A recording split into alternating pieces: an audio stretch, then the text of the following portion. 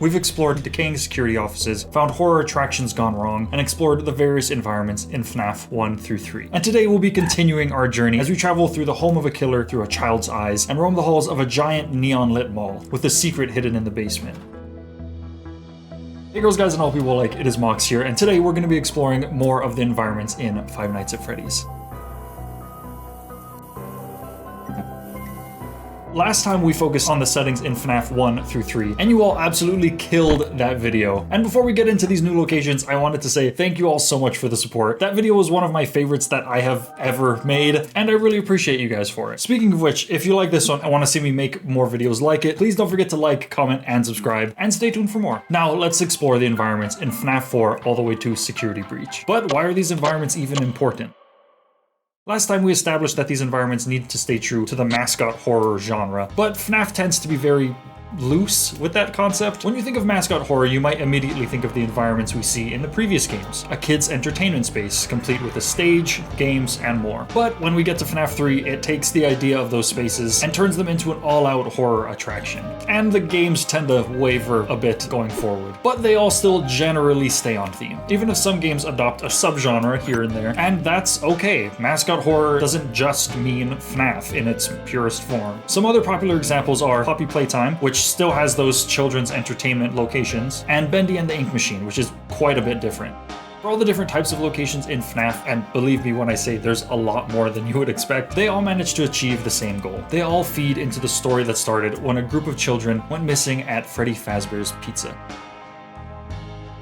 I know that's not technically the start of the story, chronologically speaking, but the story that we know begins there, and well, the line sounded cooler. But before we begin our trip through FNAF's environments, I just want to warn you, this is a very long trip. Last time we were sitting comfortably in our office, looking through cameras, but from here on out, we'll be moving around quite a bit. Sometimes walking, sometimes running, sometimes even crawling. We'll be in these locations for a minute, so keep your flashlight on you.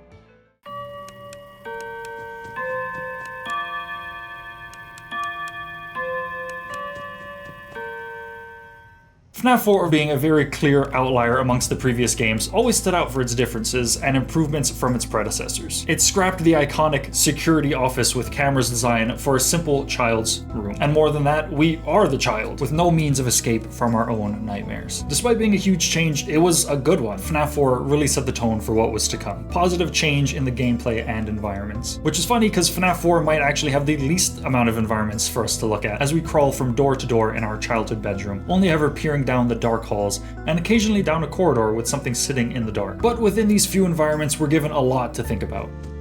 The decor, the photos on the wall, even the wallpaper gives you an idea of where and when we are. We're clearly in the past, in our family home. A lot more evidence for that lies in the minigames, but we'll have to save that for another video. This room is very reminiscent of a lot of our childhood bedrooms, excluding the weird double doors on each side. There's toys, a messy dresser, stars on the walls, and even a lava lamp. I've always wanted one of those. I just wish we could turn it on, or maybe if the stars actually lit up, it wouldn't look so scary in the dark. But like I said, very typical for a kid's bedroom. And I think that's part of what makes this so unsettling. We've all experienced sitting up at night in our childhood bedroom that we know should be safe, but it doesn't feel that way now. Every little movement, every breath we take feels like it's too loud. What should be a place of security and comfort just feels wrong. The layout is all off. There are no windows, the dressers are strangely placed, the closet sits directly across from the bed, and who has a purple fan? Surely that's not a reference to anything. And the flashlight, as comforting as it is, feels almost too bright, like something might see.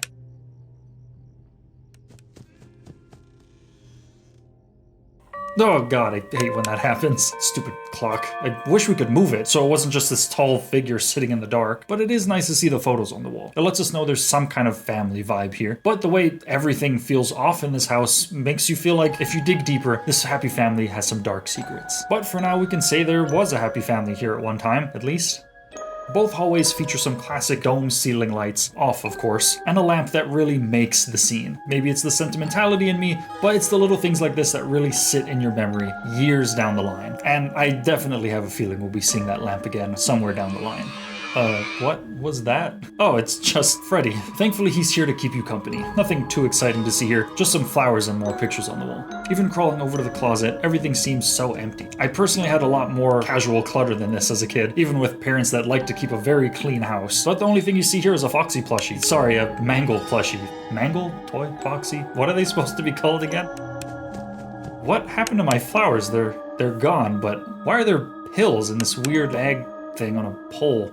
You turn around again. As you're sitting there wondering what happened to all that, you hear another noise from the closet. You just can't help but feel like something's wrong here. Things keep changing everywhere you look. It's like you can't even trust your own eyes. You're here safe in your bedroom with your toys, but you can't figure out what's going on. This time, you flash your light more confidently, knowing there's just a toy in the closet. Only when you flick your light on, it illuminates something else. A set of eyes. So before we depart from this room of literal nightmares, I just wanted to quickly point out, I love this render of the Night Marionette, the puppet. I don't know, whatever you prefer to call it. I like Nightmare Marionette, it's easier for me to say. But for some reason, this render just looks so good to me. The way the light is interacting with the face really gives a good impression of the material of the mask. I don't know why, I just think it looks really good compared to the other animatronics in the same spot, in the same lighting. I just figured I would bring it up.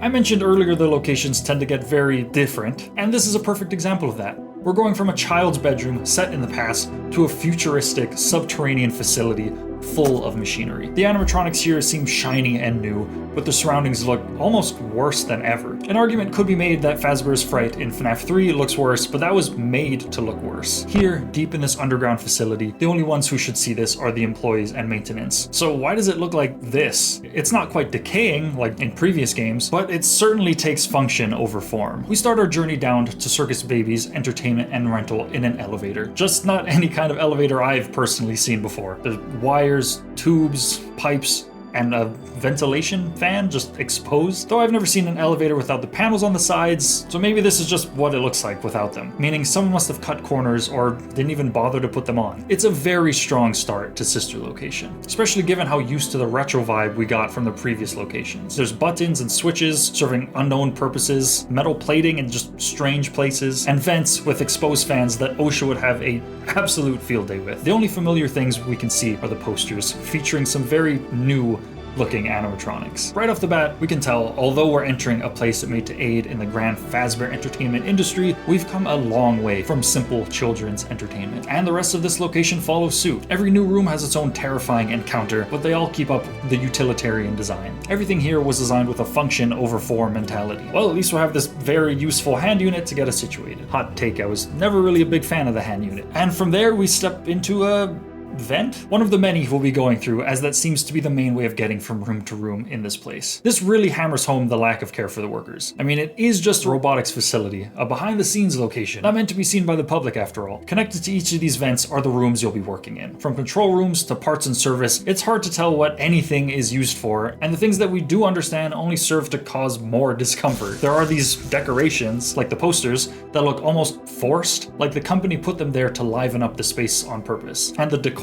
looks almost alive, being tweaked and experimented with in between jobs. Checking on the animatronics from this room yields various results, all of which are downright unsettling. When they're present, they take up the pose they might use when entertaining. When they aren't, we're left wondering how they've even left. Must just be something to do with the work that goes on here.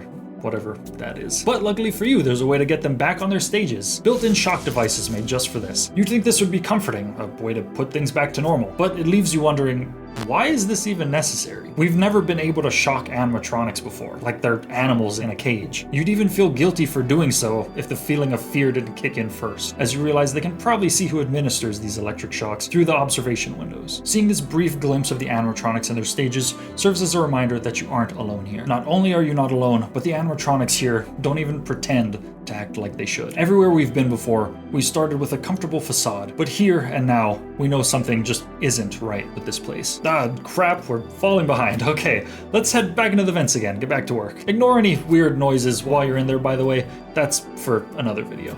The rooms you'll be working in only get worse from there. The circus control room is especially horrifying because of this heinous creation, just waiting to cause harm and just ruin everybody's night. But besides that, we see more pipes, dangling wires, probably contributing to the poorly done lighting. There are vents everywhere, piping in what I only hope is just air. Well, at least they're doing a better job than Fazbear's Fright on that front, at least. Everything just screams that there's a lack of care for the employees here. We know there are multiple workers here, but it's clear this place is not meant to be seen by the public. But who are we to question all this? Let's just get back to work. The problems inherent to this place have you constantly on edge as you wander the facility, carrying out whatever task is required of you. Some spaces tend to be very open, but you wouldn't know that, seeing as the dark keeps you blind to everything except the glimpses of the other things in there with you. You could run, but then they'd see you. Whatever's lurking just behind the wires, whatever's sitting there in the dark, gliding across the floors, almost silent save for their programmed sounds, they might see you, crawling along the floors and holding your breath for your life. Each night, all you can do is try to relax at home. Finally, a place that we could sit and just calm our nerves. You sit there watching some crap on TV with not a clue what it means, mindlessly eating your popcorn, and you can't help but look at your lamp. Good thing you held on to it all these years. It reminds you of when you were a kid. A lot of things in here do, actually. The old TV, the photos on the wall, a very classic looking clock, even the wallpaper. It's been a while, so it's kind of hard to remember, but did you hang on to all of this from when you were a kid?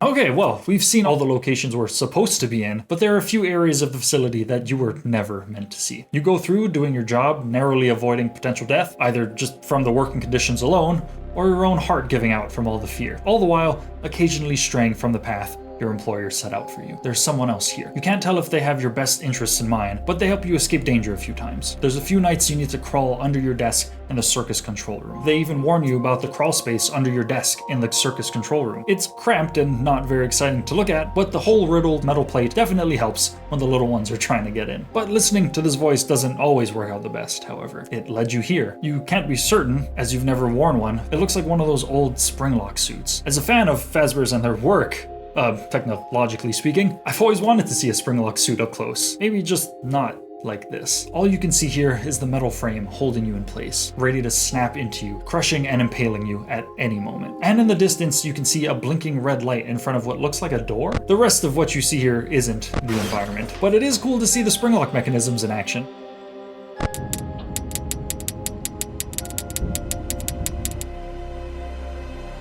Whew. After all that hard work wandering in the dark and searching for answers, probably more than you were focusing on your job, you ended up here. You're not actually sure if any employee was meant to see this place, but then again, you don't think it was an employee that brought you here. This and the last few locations we see in FNAF Sister Location are incredibly different feeling, which makes sense due to their significance. The scooping room is mostly empty, save for the animatronic parts littering the floor like corpses, torn apart and abandoned. Seeing the animatronics like this is almost sad, even if they were trying to kill you not that long ago, but it also hints at what's coming next for you.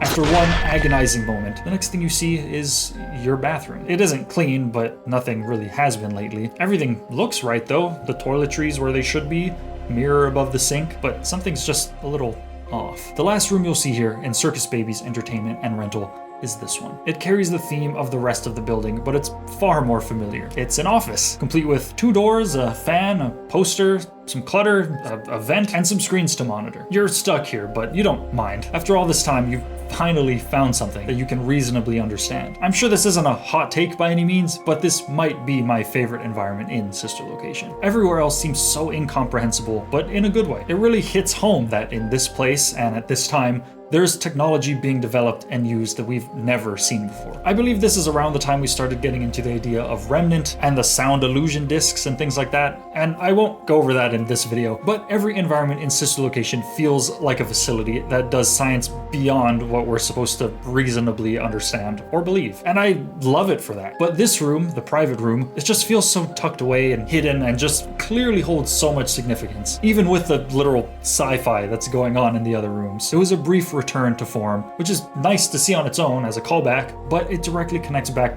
to so much of the story. Speaking of which, that stuffed animal looks really familiar. Is that somebody's room on the monitor? It looks like a bedroom.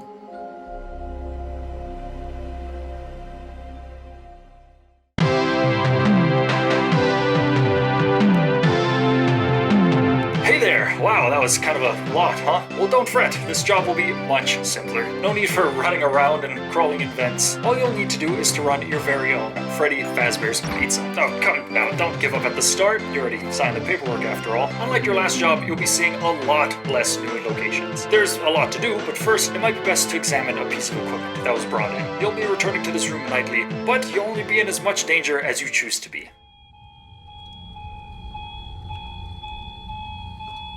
Once again, this really sets the scene for the rest of the game. Almost everything you do here is completely optional. Every item you place, every new addition to the pizzeria, even what you see during the night shift. Not only that, but we're back in the retro aesthetic, if you couldn't tell from that introduction. It's weird to say, but after Sister Location, it really feels like we've gone back in time almost, where things were built with, like, wood and stuff, which is very strange to say. For some reason though, I don't really like it. I love the 80s look and retro aesthetics of the previous games, but for some reason this game just doesn't strike me the same way. I think it's the lack of that liminal space feeling that puts me off. We got to really explore the previous locations during our night shift, appreciating these entertainment spaces while they were empty and quiet. But here we can only see the pizzeria in this top-down tycoon style view. There's a bunch of things you can place down throughout the space, mini games you can play, and upgrades you can make to the entire location. But I don't know if I'd really count this as an environment, I guess. All I can say about this overworld view is it definitely feels like an older retro restaurant builder game. And when we're in these mini games, all we can see is a generic background with whatever game is present in the foreground. And this isn't a bad thing necessarily, as it really fits what's going on in lore. We're building a generic franchised Freddy Fazbear's Pizza. It's when we get to the night shift that things start to look up. Well, for me at least, just examining the environments, not necessarily for you. I wish you luck. The office we work in here has to be the most cramped we've ever seen. Covered in tread-plated metal walls and barely enough space to stretch your arms. It would be nearly unrecognizable as a FNAF office if it weren't for the monitor and terrifying children's drawings covering the walls. But are these all children's drawings?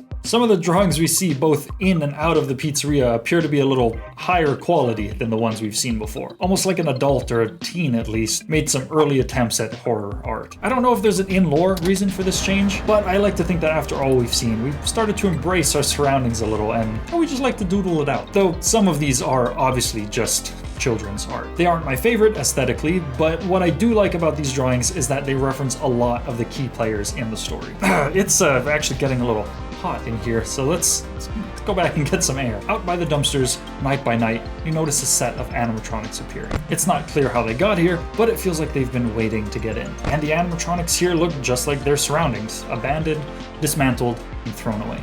It isn't uncommon to see a back alley of a restaurant look like this, but seeing the not so dead eyes of the animatronics lurking here adds just an air of unease. We better get these inside so we can check them out. All right, let's take a look at what we got.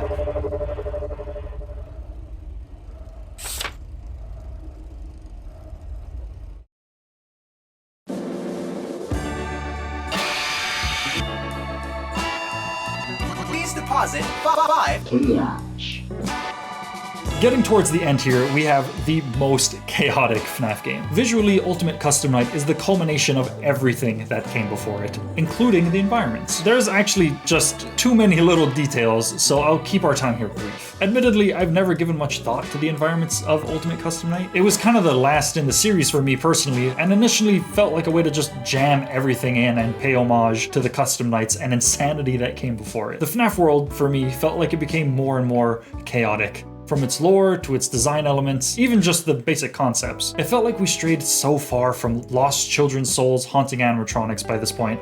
Everything felt a little overstimulating. And to be fair, look at these offices. I love the clear inspiration they take from previous rooms, but there's just so much. Toys, callbacks, posters, drawings, wires, pipes, animatronic parts, vents, arcade machines, meta screenshot images, and even animatronics we've never seen in person like this. I always wrote it off as silly, not really worth looking into. But doing so now, it can still be a lot, but there's actually a lot of good here, kind of just like this game. It's a lot and it's silly and chaotic, but there's some good there, something worth looking into. The rooms do range from stuffed to the brim to a simple child's room, not as overstimulating as I remember, though I was trying to build up to beating 50/20 mode, so maybe that was my fault. The cameras are what really stand out to me here. I never noticed before, but there are rooms that would have fit perfectly in maybe FNAF 1 through 3. It stays true to the look of what we consider Freddy Fazbear's Pizza, while referencing so many things from the old games. I can't quite say I like these as much as the older ones though, but we'll get more into some comparisons a little later. What I can see is I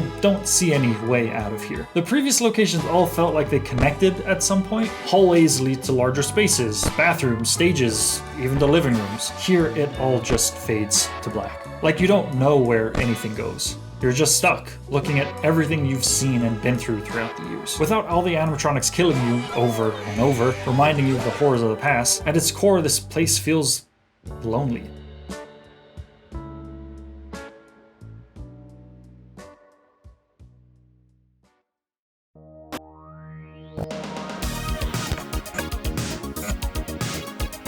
Last, but certainly not least, we have Security Breach. Script writing me would like to point out that at this point we've just reached the end of the previous video's script, and we're just now getting into the largest location we've ever explored. So, sorry, script writing me and editing me. So Security Breach, you all know how I feel about it. I thought FNAF 3 was a good place to end, then I thought Pizzeria Sim was, then Ultimate Custom Night, but it looks like they just don't know how to stop. But alright, buckle up, let's explore the Pizzaplex. To make things somewhat easier and avoid yapping for an hour, we won't be going on our usual slow stroll through these environments. I'm only going to be talking about the environments listed on the wiki. I said Ultimate Custom Night was overstimulating, but I wouldn't be any happier in the Pizzaplex. I love a good liminal space, especially empty malls. This is definitely a mall, but it's anything but empty, even when it's devoid of the crowds and noise. Maybe it's because this place is still at its peak and isn't just the leftovers of a better time. Sorry, sad turn. Anyway, it's also a kid's entertainment space, a very high-tech one. But we're also going back to those retro vibes, which I love. The building is filled with neon lights, brightly colored decorations, some plants, and everywhere you look, there's something to do or see. Perfect for kids with boundless energy and that constant addictive desire for mental stimulation. There might not be a book anywhere in sight, but there's games, prizes, holograms, there's just everything here. Everything the public eye can see looks like an 80s arcade threw up. But unlike the arcades of my childhood that constantly removed every single game that I enjoyed, little by little until I was left with just random racing games that I could never win and literal child gambling games, this place actually has everything. You could run around for ages in here and never get bored. But like all of our previous locations, you're here during the night shift. And like FNAF 4, you're a child again. Maybe it's because I was a rowdy child who liked getting into places I shouldn't be, but I love back rooms in places like this. Just seeing how things work and how it's all run from behind the scenes, it's so interesting to me. So when exploring Security Breach, that's where I naturally gravitate to. There are actually a lot of back rooms, utility tunnels, storage areas, a sewer. Seeing things you aren't meant to see always brings this sense of, I don't want to say unease, but it's a weird sense of just knowing that what you're seeing on its surface isn't being kept up all the way. And with that comes a sense of intrigue. It's astonishing to see how places keep up appearances just for the public perception. As grand and high-tech as Fazbear's has gotten, it seems it can't escape the grime that follows it. Speaking of following, do you hear that? Let's keep moving.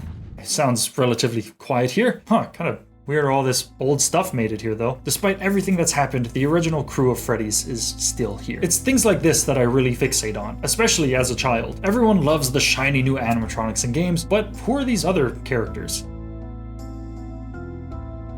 One of my favorite locations in the Pizzaplex is the Superstar Daycare. Something about liminal spaces and these play places always brings out the best and the worst kinds of nostalgia. It's truly an eerie sight to see, and there are quite a few places like these around. Themed locations everywhere, very reminiscent of another giant corporation that definitely isn't preserving their founder in a cryo lab underground. That's one of the best parts of the environments in Security Breach. It almost never drops the theme. You get so caught up in and nearly overwhelmed by everything around you, you never think to look deeper. It's bright and colorful and everyone happy. You could almost forget about the company's past. Like I said earlier, there are still constant reminders. As a player, new or old, these are callbacks. Something to not so subtly remind you this is still a Five Nights at Freddy's game. These characters are still here. But for the parents and children that are visiting, what purpose do these serve? We'll actually get more into the purposes of these locations from a meta perspective in a minute. But to me, it's just a sign that the past just can't stay buried. Whether this is meant to desensitize people to the company's horrible past or a cheap attempt at nostalgia marketing, Fazbear Entertainment can't get away from the tragic events that took place all those years ago. Stuff like this just really hits home for me. I was never a huge fan of the aesthetic of Security Breach, but looking around like this makes me realize there's actually a lot more to appreciate in the environments than I thought. It's not what I grew to love Five Nights at Freddy's for, but it's worth exploring, at least when uninhibited by the story and frankly super buggy animatronics chasing you. I think my only problem with it now is the art style, and the story obviously, but if all this were done in a scarier way, maybe somewhat reminiscent to the FNAF VHS videos that we've reviewed in the past, I think I might have actually really liked this from the start. The back rooms and tunnels were one thing, something we never should have seen, but this is something no one was meant to see. It's pretty silly to think of an entire mall built on the remains of a Freddy Fazbear's Pizza place. It's actually almost funny to see a location like this in complete and total disrepair, because it's almost as grimy as FNAF 3's Fazbear Frights. As scriptwriting me was working on this section, there was a worry that the Security Breach section was going to be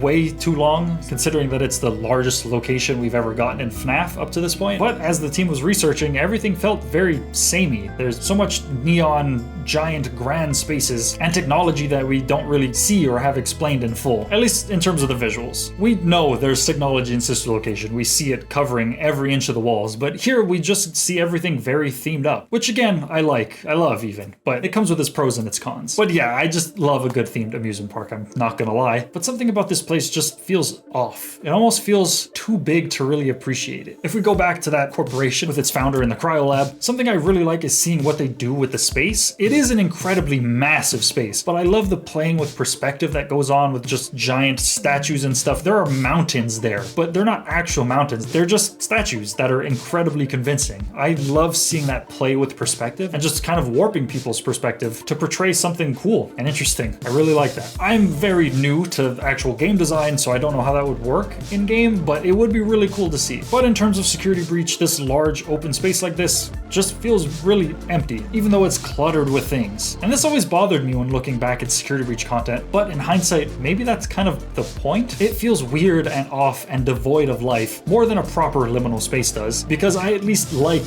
those. I don't know if it's on purpose, but it's got that over me, I guess. It's a liminal space I don't enjoy, for better and for worse. That was our final stop in our environment exploration, at least for now. So what was it all for? What were each of these environments trying to achieve? As FNAF grew and changed over the years, the way we learned things about the story changed as well. Previously, we had to solely rely on the environmental storytelling to figure out what the lore was. All these locations are still connected to the lore, but some of the actual visual spaces aren't as vital to the story being told. FNAF 4 was the first big departure from the classic FNAF scenario, playing as a security guard and trying to survive 5 nights in some kind of Fazbear's location. Things seemed pretty controversial at the time, with rumors floating around about Dream Theory being the truth to FNAF's lore, and questions being asked as to how long these games are gonna keep coming out. Obviously, we still don't know the answer to that last one, but even though I hated the idea of FNAF 4 as a kid, it seemed like a way to answer some questions and fill in some holes, while of course also giving us a million other questions with only a few answers. I won't get into the lore, this video is long enough as it is, but I think the purpose of FNAF 4's environments serve a similar purpose to FNAF 1, to make you, the player, feel scared and to question your surroundings. We got used to the old office loop, but FNAF 1 gave us so much to grasp onto lore-wise, while nearly scaring you away from the answers. And FNAF 4 is really similar. We aren't just in the haunted nightly remains of a place that should be filled with joy and laughter, we're in our bedroom that should be safe and happy. There's answers to be found here, but we need to survive long enough to find them. And Sister Location took the idea of being different and ran with it. We were technically back in a more familiar setting, but we got to see so much more. Honestly, more than we, as a character at least, not a player, asked for. All of the locations we see in Sister Location feel like something you'd see on a camera, safe from your office, but now you have to walk and crawl through them. Honestly, Sister Location remains one of my top FNAF games just because because of the positive differences it makes to the gameplay. After years of being mostly stationary, we finally get to see the things I always wanted to explore further. Okay, yes, I know I said last two games were different, but Pizzeria Sim is actually built different. It is a roller coaster of vibes from start to finish. It might not be for everyone, but I actually really like the contrast between the bright and vibrant main scene with its fun mini games and restaurant customization, and the frankly jarring, dark, quiet, and grim scenes everywhere else. Everything friendly has a dark twist tied into it, and I think that fits perfectly with being the final game in the living FNAF timeline. I say living FNAF timeline because we do at least acknowledge Ultimate Custom Night, but we're not technically alive in that game, I guess. So, speaking of Ultimate Custom Night, it was a final true return to form. And what the hell is going on here? Ultimate Custom Night was the ultimate callback fest, giving every animatronic and their cousin's uncle's mother a chance to shine. And by shine, I mean kill you repeatedly. But once again, that's kind of the point. It's meant to be the ultimate custom night. It takes all the ridiculousness, the dozens of animatronics, the insane lore, the visuals that make no sense from an in-game perspective, and just completely goes with it. And it fits perfectly into the lore it's trying to tell. This is the chaos and nightmare that came from everything before it. Then we have Security Breach, which was a bold and, dare I say, grand comeback by Fazbear Entertainment and by extension the Five Nights at Freddy's franchise. I didn't really expect to like the environments here as much as I did, but I think it has a very clear purpose and fulfills it to a T. Besides Help Wanted, Security Breach felt like a softer reboot to FNAF. It clearly referenced what came before it, but stood out as its own new and shiny game for both old and, in my opinion, mostly new FNAF fans. And since then, every FNAF game has been different from its predecessors. Given just how different this set of games in particular is, it's really hard to compare them to each other. Security Breach specifically almost feels like it was made for a completely different audience. One that thrives? I don't know if I'd call it thriving. On this oversaturated, bright environment. FNAF 4 and Sister Location felt like they were getting deeper and deeper into the lore and the lore finding aspect of these games with their environments. They give us so many questions with just the locations alone. Pizzeria Sim wasn't skimping on lore at all, but from an environmental standpoint, I feel like it didn't offer as much on that front. Then Security Breach felt like it just knew the meta. People wanted to hunt for lore, and they doubled down on the memes, even going as far as to add these golden plushies as collectibles in kind of hidden locations. I mentioned Security Breach being so high-tech, even more so than Sister Location, but we don't get to really appreciate it. Sister Location, like I said earlier, made sense to have all these wires and pipes around, because whoever built the location most likely didn't care to make it safer or nicer looking. I just wish we could have seen a little bit more of this in Security Breach, knowing that this is not a good company necessarily. There's clearly sketchy things going on. I just would have liked to see a little bit more of this in the surroundings, but I admit this might just be my love for the older look of things showing, rather than for the benefit of the actual game's environments. From a visual standpoint, I still love the earlier games. Sister Location especially, because I'm a sucker for these strange, unexplained spaces. FNAF 4 follows that up, playing on my nostalgia, and really instilling a sense of fear from being trapped in a childhood bedroom. Pizzeria Sim and Security Breach are generally too bright and playful looking, but both have things that I do love about them. At least when I look at them differently than I do the other games. You forgot to mention Ultimate Custom Night. Oh shit, you're right. This was my favorite.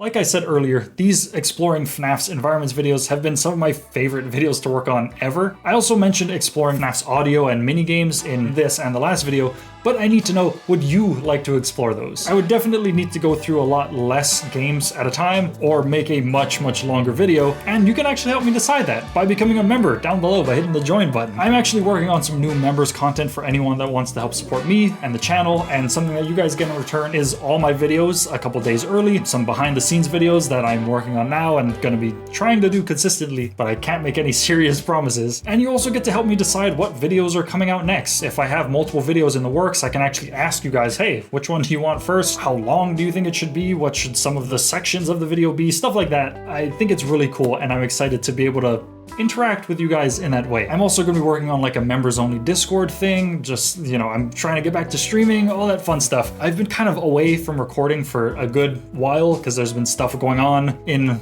life in general, things happen. But this video, much like that last one, I'm loving working on stuff like this. It's so fun. I do have more actual gameplay stuff coming out, which is things that I can put out hopefully weekly, maybe bi-weekly.